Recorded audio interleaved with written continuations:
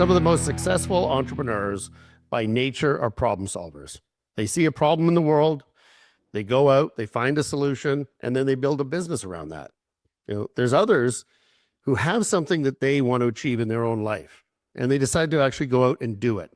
Right? And then once they've had their journey, they go help other people do the exact same thing. And I think that's a great way not only to design a business, but it's a great service to yourself and to others. You're really giving back. And today's guest, he started on his own health journey. He built it from there into a huge business by helping others with their journeys. And as I said, it's a great way to create value, not only for themselves, but for society, for different people.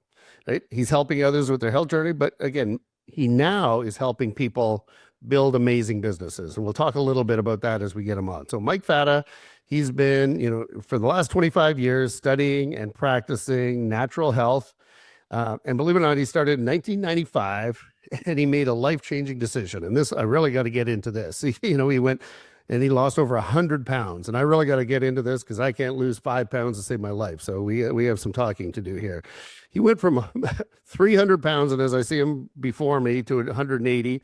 And from that, he gained real knowledge about, the human anatomy, diet, nutrition, natural health lifestyle. And from that, he built up a business. He built up a career. And I'll say he might have built up a life. He's a best-selling author now. He does keynote speaking. He's been in all kinds of different media. Far too much for me to go through here. But where his real, life work came when he was the co-founder of Manitoba Harvest Hemp Foods. And from 98 to 2016, he ran all aspects of that company. As chairman and board and CEO, he had to get into every aspect. And we'll talk a little bit about that. And he's also done it, as myself, went from building a company to selling the company. And that's a journey into itself, and probably could do a whole podcast right there. And he sold for a whopping $419 million. He's really a success story. And then on February 2022, as chairman of the board, Mike completed his third 9-figure exit deal with the acquisition of Soul Cuisine by Plant Plus Foods for $125 million in cash. And now he helps people. He helps, he's an investor, he's an advisor to a portfolio of companies. He also hosts his own podcast, which I really enjoy, Founder to Mentor. And he talks with founders and inspire personal and professional growth. And he's got a great book, which we are also going to talk about, Grow, 12 Unconventional Lessons for Becoming an Unstoppable Entrepreneur. And you can buy that anywhere, and I would highly recommend it. So Mike, there's a lot to go through here. Welcome to Turning the Page. Yeah, thanks for having me. Yeah, and you have thankful the summary, when you keep doing something for now, it's been 27 years as an entrepreneur, the wins stack up. They do, as long as you keep moving forward. And you have a great story. So why don't we start there? Let's start your story. How did you get here? I'm a Canadian, grew up in Manitoba, and grew up to a single mom, and I was nerdy and didn't really fit in school. And so when I was 14 years old, I convinced my mom that I should drop out of school and start working. And so I started in the workforce, and so a high school dropout at first, but really I fell prey to fast food, too many McDonald's and ultra processed foods as, kind of low cost eating and eating on the go a lot. And at 18 years old, I found myself weighing 300 pounds and just sick and tired, depressed all the time, and decided finally one day to do something about it, and started a journey where I changed my whole lifestyle and got really interested in health, lost over 100 pounds, got interested in hemp because of the healthy aspects of the hemp seed, and started a hemp seed company. So, and then over the last, 27 years now, I've been on that journey in business, really with a health focus, and still near and dear to me personally, my health and healthy lifestyle. Well, I took this right off your website. Making something out of nothing is not magic. It's hard work. I love that quote. Right? And it's hard to believe, as I'm seeing you right now, that you were 300 pounds. That takes real discipline. As I said, I'd like to think that I'm semi-healthy, but, to come down 5-10 pounds, has some challenges to it. So, talk about that discipline. Talk about what made you make that change. Like, it's not just that you were a nerdy guy that was big. Something must have motivated you at some point. Yeah, it didn't feel good not to feel good, you know. And every day when I woke up, I felt crappy, physically crappy, mentally brain fog and just no energy. Emotionally, I was a roller coaster, and just I had enough of that, you know. And so I started to think like, one, there's an exercise component that I knew, but I just didn't have any energy to do before. And two, you know, there's the food part, which I've realized, you know, it's 80% what we eat and 20% what we do. And I started on that journey of to really educate myself about diet and nutrition and proper food and experiment on myself. And that was the big change. But it all started from hitting my rock bottom. I couldn't take it anymore. I didn't like, I didn't like having no energy and feeling sick and tired all the time. So then this is amazing. So then you took that and you're like, all right, I'm going to get in shape. I'm going to change my lifestyle. Now, how did you go that? High school dropout, then you take that and you build up this business. Like, as I said, what was that motivation? What was it like? You had to have learned a lot of hard lessons at the beginning of that process. Yeah, you know, well, because I started working really when I was 14, 15. I already had 5 or 6 years of work under my belt. So I knew how to get, and that was construction. That was like hard work, you know, work Right. Real work. Yeah. and that's where, as an entrepreneur, I'm like literally making something out of nothing. As a in the trades or as in construction, you make this end product at the end of the job. And so I had been doing that, but when I found my passion for health, you know, I always had a love for hemp. I liked hemp as a product. When I studied and learned that hemp seed is such a nutritious seed, I wanted to be part of that and share it with the world. And so I met the other two co-founders that were lobbying the government to legalize hemp, Martin and Alex, and we started the business together. And from there, is like I was just as passionate about our products personally as a consumer. Like I wanted hemp oil parts and hemp protein for me. And so when that was happening, I also just thought like I'm going to learn everything about business, you know, practically, like I did from the workforce when I started working. It wasn't from school; it was from actually doing the work. Right.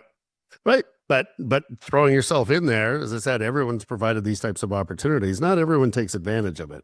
And I know what you mean. I grew up on a horse farm, so I knew what I didn't want to do, which is physical labor. I got that out of the way. But there's a lot to running a business, especially to scale up to the size of the business that you got to. What were probably a couple of the most important lessons that you learned early on? Like you had this great passion that comes through. But as I said, there's a lot. There's accounting, there's marketing, there's there's production, there's distribution. Like there's a lot to it. How'd you get through all that?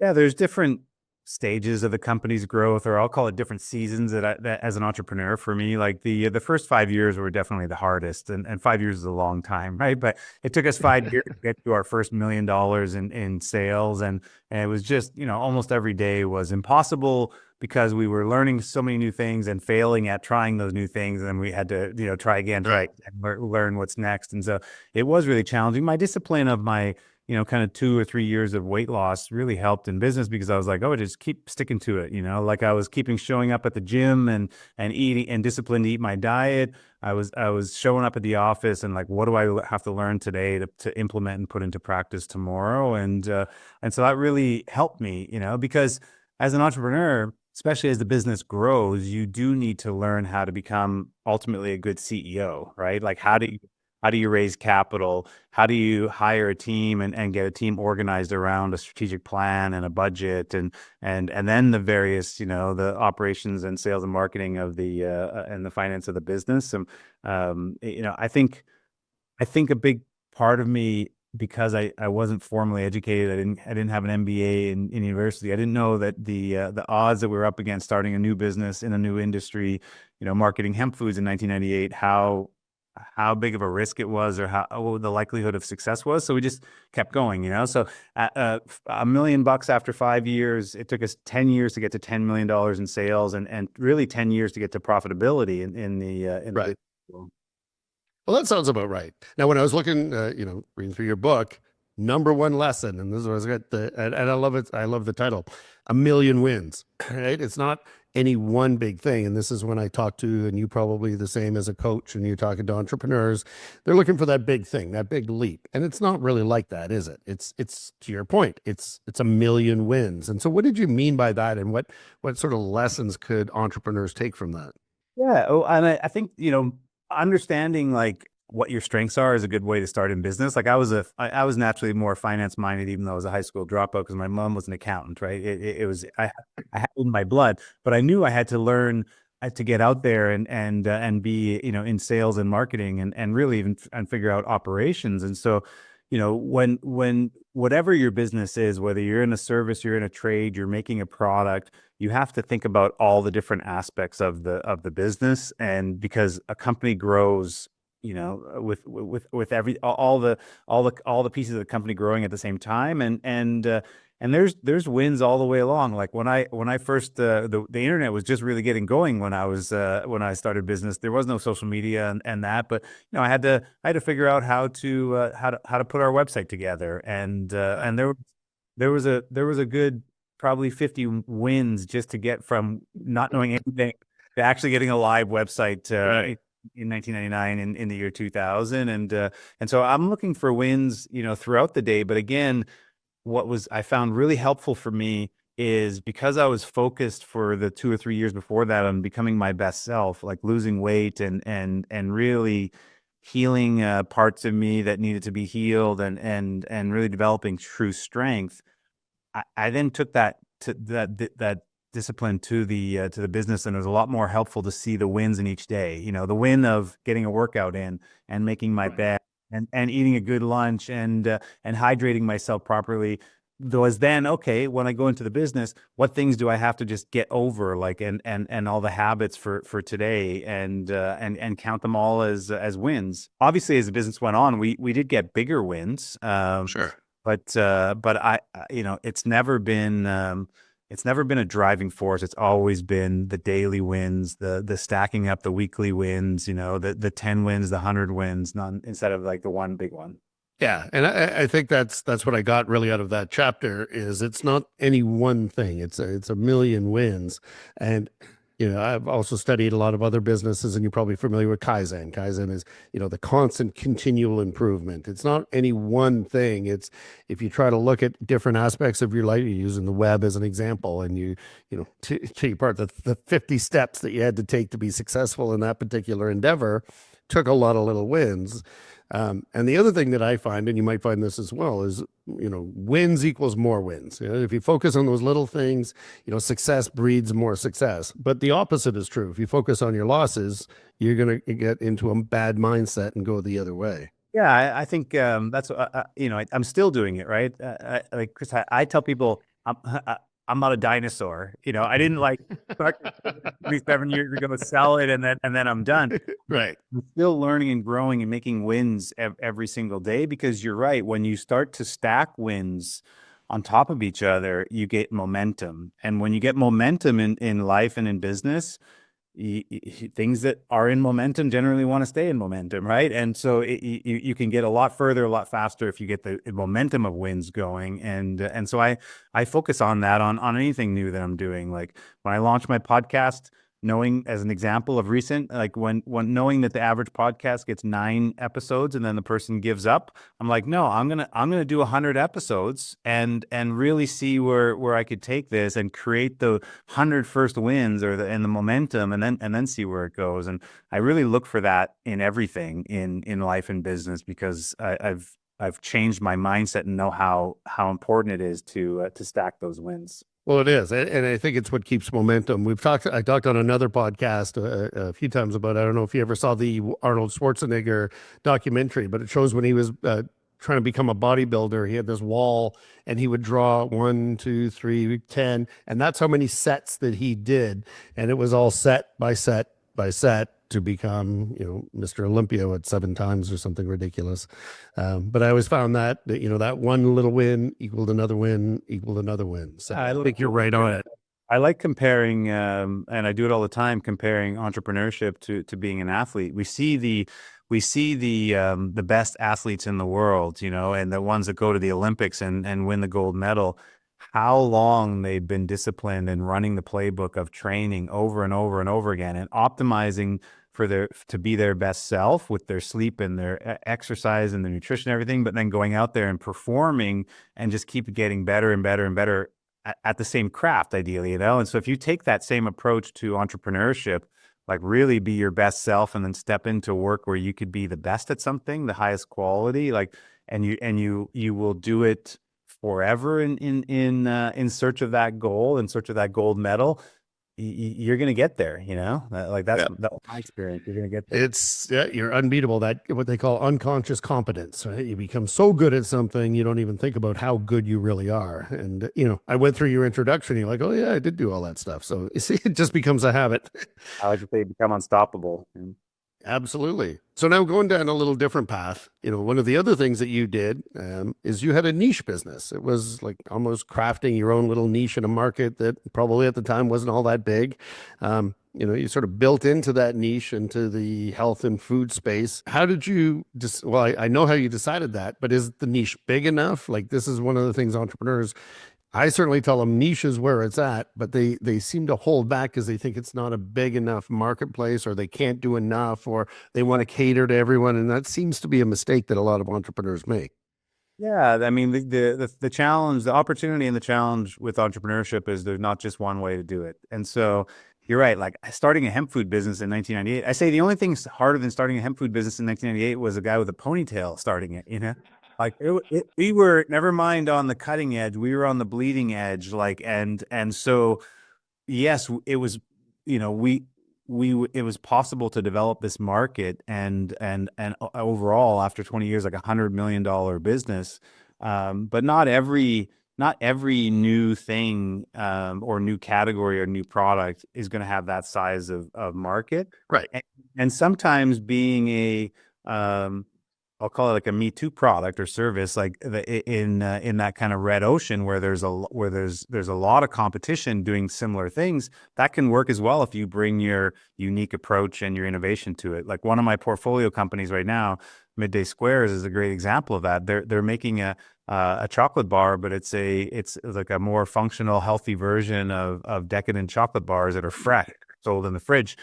That chocolate category is massive, tens of billions of dollars, and one would say, well, you can't go in there and compete, but so there's different paths. I like the truly unique approach, because we were one of the first, and using that example of saying we're going to become the best at this is the way that we won, right? We learned how to grow hemp seed right at the farm level, with our network of farmers. We owned the factory where we were making and packaging our product, and then we were learning and becoming an expert at category management out with like 16,000 retail store partners. So we ultimately beat out our competitors. We had hundreds of different companies that we competed with over the 2 decades. After we started getting success, more and more people started to try to compete with us. Right. Come in.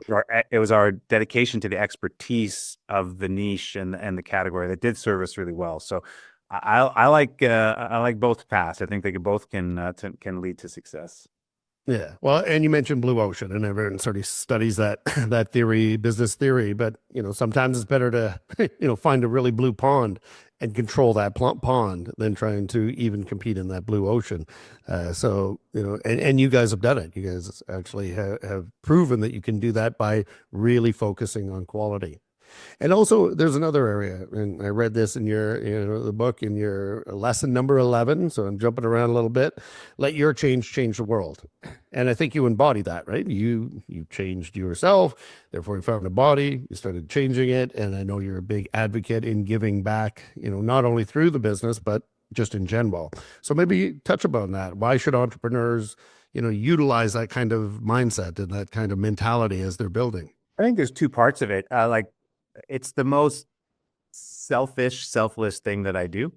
I do it because it feels good, right? So being my best self and shining that out to the world and teaching other people, to be focused on health and is a great thing, and giving back in that way is a great thing. I love it. If I look at the business side of it, I can tell you that it is right on point with authentic style marketing. Right. And Simon Sinek has said this best. Like people don't buy what you do; they're by why you're doing it. So and it doesn't matter what kind of business you're in. I'll use the example of the plumber. It's not that you're a plumber. If you could tell your story that you're so passionate about water and you love fitting and outfitting people's houses and homes and businesses to be world class in it from a plumbing standpoint, people are going to buy your product because of that. And if you start incorporating give backs into that, like you have a social cause to help people access more water, or you're helping Habitat for Humanity homes because that's really important to you. Like that's just authentic marketing. If that's real to you as a person, you're going to be able to attract and build awareness so much more for your brand than advertising to someone like, hey, I'm a plumber, buy my plumbing specials. Right. But I think your key word there is authentic. There's also people that, wave the flag. They say, oh, we do this, we do that. And we all know why they do it. They do it for corporate sponsorship or to be cool at that particular time in that particular space. But there is a big difference between that type of thing and being authentic, like you, somebody who's actually walked the walk, who's done the journey, who can say, I have a story to tell you. Do you want to get in on that story? Yeah, here's the thing, though. I think everyone has a story. You have to feel confident to start to tell it, and then you have to do reps to get good at telling it. Those are the two kind of things. But we're living in a day now that inauthenticity, usually the masses can smell that out, and then they avoid it like they do avoiding commercials, because that's kind of what it is. It's an advertisement if it's not authentic. But everyone has an authentic story. I talk to so many entrepreneurs say, well, I don't have that's why I use the tradesperson example, because they're like, well, I don't have a story. I change toilets or like, right. Oh, believe me, people are interested in that. Like, look at the last 10, 20 years, reality TV show are the epicenter of TV now, because as human beings, we want to understand other people and why they're doing what they're doing, and find excitement in that, I also liked, and this is always a hard part, and we've had many on my podcast about this particular lesson, which is lesson number 9, which is exit stage U. As an entrepreneur, you almost identify yourself with the work. You identify yourself with the company. You sometimes ignore those around you so that you can work on the business. And then when it comes time to actually exit, that's a very difficult decision for a lot of people to make, because they identify themselves and they forget about that next act. And I've had a few speakers through this podcast who have talked about this. So talk about yours. You had to go through this decision. You had to sell, and you've done it more than once. You've done it a few times where you've actually had that sort of built something up, sold it, walked away, and gone on to something else that's super cool. So maybe talk about that. Well, people tell you don't fall in love with your business, which that's about part of saying don't fall in love with your children. Or I was going to say, yeah. when you birth something, you start a business and you fight for it, and it's in survival mode, and you give up everything. Sometimes people give up their health, and they give up their family, and they give up all this stuff to have success in their business. But if you have shareholders in your company, or you're gonna sell the business one day, right? Or you're gonna retire and you're not going to be operating the business, or the business goes through challenges and you have to close down the business and you're not going to operate the business. Absolutely. And if you have all of your identity locked up in this business, you're going to go through a grieving process. And I went through it. A lot of entrepreneurs don't think about it. They just think, like, on the positive side, if you sell your business, you get a big fat check in your bank account, which is true. But there's a challenging part that the next day you're going to just want to likely show up and talk to your team and make a strategic plan and execute the business still, like that part of it. And you can't do that anymore. And so you ultimately will have to go through a grieving process to grieve that part of your life that's died, and then make space for the transition and the new. It just so happened that when I sold the business, my ex and I of 15 years decided it was time to divorce, and my mom died unexpectedly, all within 5 or 6 weeks of each other. And so it was a triple grieving process for me, and I really had to. I went from knowing what I was going to do every day in business and family, and and then not being able to show up to the business because I wasn't welcome. The doors were closed after we sold. And I didn't have my kids every other week to be able to be a dad, and I couldn't go visit my mom ad hoc whenever I wanted. And so it took me many months to really grieve that the old part of me that died through all those transition, and then figure out what I was going to do next. And now what the world sees is 5 or 6 years of me building the what's next, or what I flippantly say, Mike Fata 2.0, the Right. second part of my career now. Right. But I think to that point, you went through that, and I'm sorry to hear all those things. That was not that's not a good space to be in. But from that, you have your next chapter. And I do like it. So I was again reading one of your newsletters. A mentor is worth 1,000 lessons. So you seem to have really dedicated yourself to helping entrepreneurs and being a mentor there. And it's a great, for those who haven't heard it, Founder to Mentor is a great great podcast. So that's, you talk about entrepreneurs on their journey. So what have you learned from those conversations? Is there any things, lessons that people can take from that?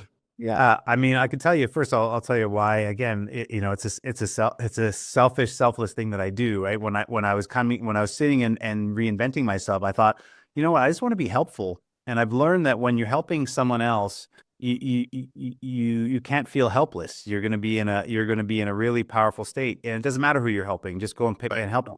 So because I'm interested in entrepreneurship, and even more so in natural and organic healthy food products, I thought I should just go start having conversations with other entrepreneurs and see where they're at in their business, and if I could be helpful for them. And so through LinkedIn, which I have I jumped on LinkedIn. I wasn't on social media before, and started connecting with other founders in the industry, and organizing a coffee chat with them, and just listen to kind of where they're at. And then maybe it's a piece of advice and telling a story of what I learned in a situation that I was in.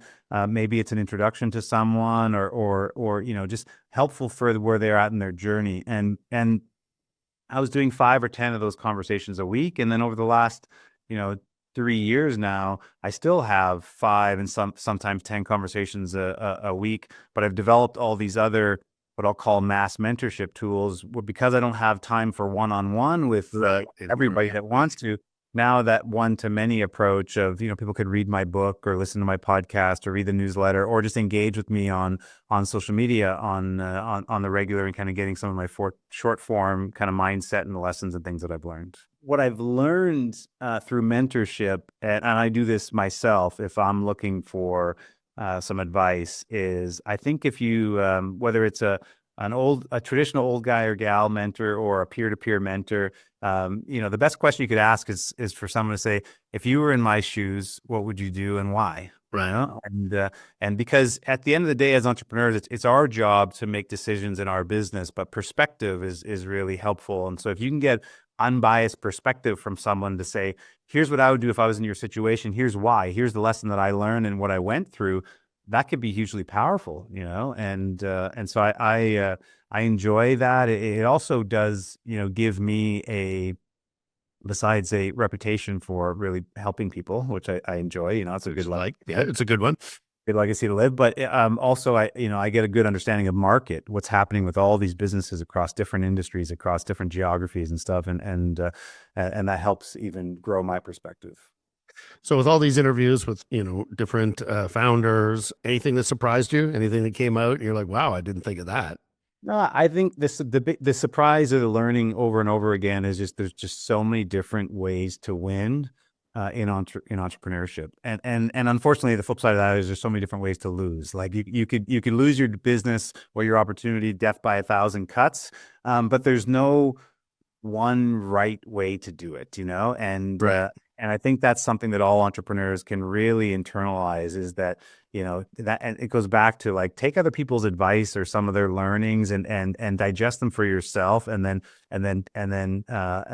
make your plan for your business. Because if you follow someone else's directions and try to bake the same recipe, you're not going to get necessarily the same results. Yeah, no, I think that's good. So then what's next for you? Where do you see yourself from here? No, I feel like 6 years into the second stage of my career, what I'm doing now, I can be doing for the next hopefully 40 or 50 years because I've at 48 years old, I've learned that I sold my first business when we were 35. There's no retirement. Right. I enjoy what I do, and I need to keep busy each day. And so I enjoy being an author and a speaker and a coach, an advisor, an investor. And now I'm just continuing to build out more of my mass mentorship tools to help educate both entrepreneurs, but people that are just generally looking to personally and professionally grow. And so more and more and more of that over the next decade or multiple decades. Well, that's good. The world needs that. The world needs more mentors. The world needs more guidance, and especially in this day and age where entrepreneurship is what's going to drive most of the innovation going forward. So you're in a perfect position. So now I go into what I call my rapid fire. I'm going to ask you 3 questions, and it's sort of the first thing that pops into your mind. And the first question, of course, and I think I know the answer, but what is it that you're truly passionate about? What really drives you? Health and growth and continuous improvement. What is the best interaction you've ever had with either a mentoree or a client? What is the most memorable interaction you've ever had where you really like, wow, I've made a difference here? I think the biggest one was when we got our first listing in Costco. It was just such a game changer, mainstream. Like we had mainstreamed hemp. That and it'll stand out forever for me. And what is the best advice you've ever received? Don't take life too seriously. You can be passionate and grow, but have fun while doing it. That is the best advice anyone can take. Mike, thank you so much for being on the show. In summary, what we've learned is, a few things, right? Is taking something, a personal situation, making it into a business, making it into a passion. From your book, Let Your Change the World. I think you're certainly inspiring that way. And a million little wins. Count on your wins, keep building on that flywheel, so they say, out of good to great. If you can keep that moving, you're always going to keep it moving. And exit stage you have to at some point, as much as you love your business and it may love you, at some point there is more cool things that you can do in this life, and you've sort of proven that. And then the last thing that I've taken out of this is a mentor is worth 1,000 lessons. By helping others be their best, you'll probably become your best. And so I think that we can all say that. So thank you so much for being on the show. I know everyone's going to get a lot out of this. Mike Fata, author of Grow, 12 Unconventional Lessons for Becoming an Unstoppable Entrepreneur. And if anyone wants any of this stuff, your book, your newsletter, how would they go get that, Mike? My website is the best place, so mikefata.ca. And also connect with me on social media, on LinkedIn or Instagram. Just let me know that you listened to the episode of the show and touch base. Fantastic. Mike Fata, thank you so much for being on Turning the Page. Yeah, thanks again for having me.